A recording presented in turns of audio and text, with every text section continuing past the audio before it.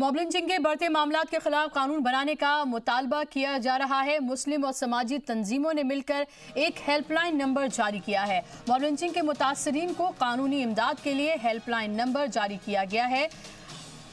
180031336000 helpline number एक जानिब जहां मॉब लिंचिंग के बढ़ते मामलों को लेकर इसके खिलाफ कानून बनाने का मुतालबा हो रहा है, तो वहीं दिल्ली में मुस्लिम और समाजी तंजीम ने मिलकर एक हेल्पलाइन नंबर जारी किया है। इन तंजीमों का दावा है कि हेल्पलाइन पर कॉल कीजिए ताकि ऐसे वाकयात को रोका जा सके और मुतासरीन को मदद भी की जा सके। जिसके बाद ये भी सवाल खड़े हो गए हैं कि क्या वाकई मुल्क में ऐसे हालात पैदा हो गए हैं कि मॉब लिंचिंग को रोकने के लिए हेल्पलाइन नंबर जारी किया जाए।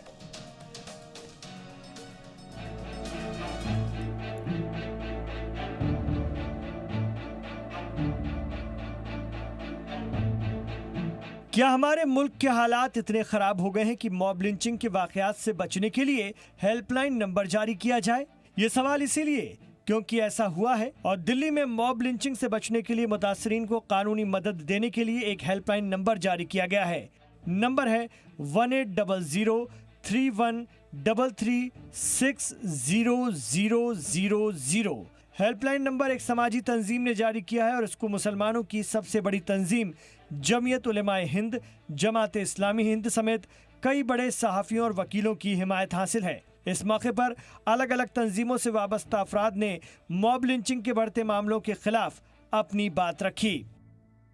हमारा मेन एम लीगल वॉलेंटियर्स तैयार करना है और ऐसी लॉयर्स की टीम तैयार करना है जो कि पूरे हिंदुस्तान में काम करेंगी और लोगों को बताएंगे कि आप अपनी केस की ट्रायल किस तरह से चला सकते हैं। गुज़िश्ता 4-5 सालों में तकरीबन 946 इंसिडेंट्स हुए जिसमें 11,716 विक्टिम्स अलग अलग हैं, छोटी बड़ी सब घटनाएं उसमें। तकरीबन 109 अपराध का यहाँ कत्ल हुआ है। हदीस शरीफ में आता है, हज़रत मोहम्मद सल्लल्लाहु अलैहि वसल्लम ने इरशाद फरमाया, उनसुर अखाका ज़ालिमन औ मज़लूमन। हमें जालिम की भी मदद करनी है और मजलूम की, और दोनों को अपना भाई बनवाया है। जालिम भी हमारा भाई है और मजलूम भी हमारा भाई। जालिम की मदद हमें इस तरह से करनी है, उसके हाथ को पकड़ लेना है ताकि वो जुल्म न कर सके। इस मौके पर इल्जाम लगाया गया कि दलित, ईसाई या मुस्लिमों को सबसे ज्यादा मॉब लिंचिंग या नफरत की कीमत चुकानी पड़ रही है। दिल्ली यूनिवर्सिटी के प्रोफेसर अपूर्वानंद ने कहा कि मुल्क में जो तशद्दुद हो रहा है उसको लेकर बात होनी चाहिए। हिंदुस्तान जहां मुसलमानों, ईसाइयों और दलितों पर उनके खिलाफ नफरत की वजह से हमला हो रहा है।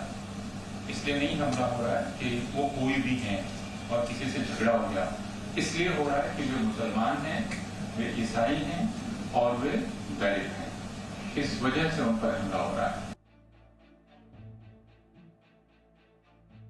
मौजूदा वक्त में झारखंड से लेकर यूपी तक कई मामले हुए हैं जब मजहब की बुनियाद पर मारपीट करने के इल्जाम लगे। यही वजह है कि अब मॉब लिंचिंग को लेकर कानून बनाने का मुतालबा तेज हो गया है और यूपी सरकार ने इस जानिब कदम भी बढ़ाए हैं। जी मीडिया के लिए दिल्ली से शोएब रजा की रिपोर्ट।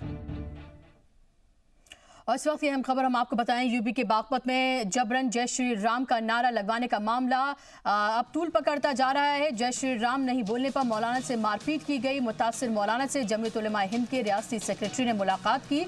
जमीयत उलेमाए हिंद के रियासती सेक्रेटरी मौलाना शाहिद ने कहा कि जबरन जय श्री राम का नारा लगवाना गलत है, मुल्क का माहौल खराब किया जा रहा है।